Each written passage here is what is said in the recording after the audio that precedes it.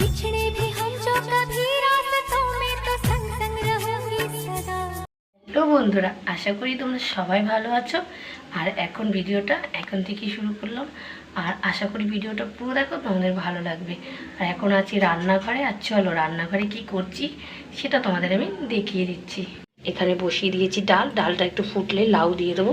আর এদিকে খুব খিদে পেয়ে গেছে, পাস্তা করছি। আমি বেরিয়েছিলাম একজনের বাড়িতে, সেখান থেকে এসেই রান্না বসিয়ে দেবো। আর এদিকে দেখো লাউ ধুয়ে রেখে দিয়েছি।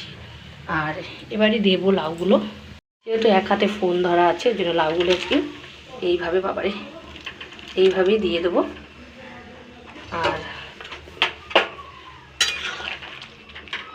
আর দিয়ে পাস্তাটাও দেখো প্রায় হয়েই গেছে। আর এদিকে আরও কাজ আছে, এখনও রান্নার কিছু আয়োজন হয়নি। দেখো রান্নার কিছু আয়োজন হয়নি, সবই বসলাম। তো কি রান্না করবো সেটা অবশ্যই তোমাদের আমি বলবো। বন্ধুরা চলো, এখন অনেকটা কাজ আছে, করে তারপর আবার আসছি। বন্ধুরা খাবার রেডি হয়ে গেছে, পাস্তা।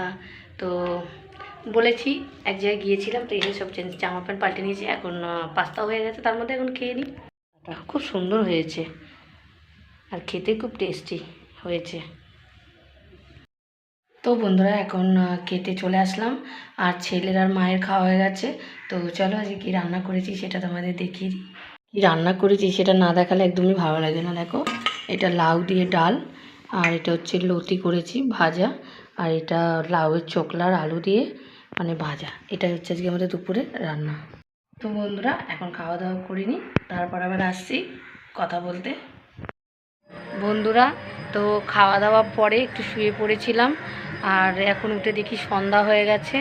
আর ছাদে আর কি আমি তুলো শুকো দিয়েছিলাম বালিশ দিয়ে, আর সেই তুলোগুলো এখন তুলতে এসেছি। একদমই সন্ধ্যা হয়ে গেছে, দেখো ওয়েদারটা।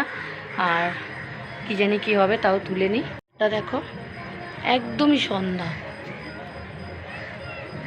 দেখো একদমই সন্ধ্যা। আর আমার এদিকে দেখো তুলোগুলো শুকো দিয়েছিলাম।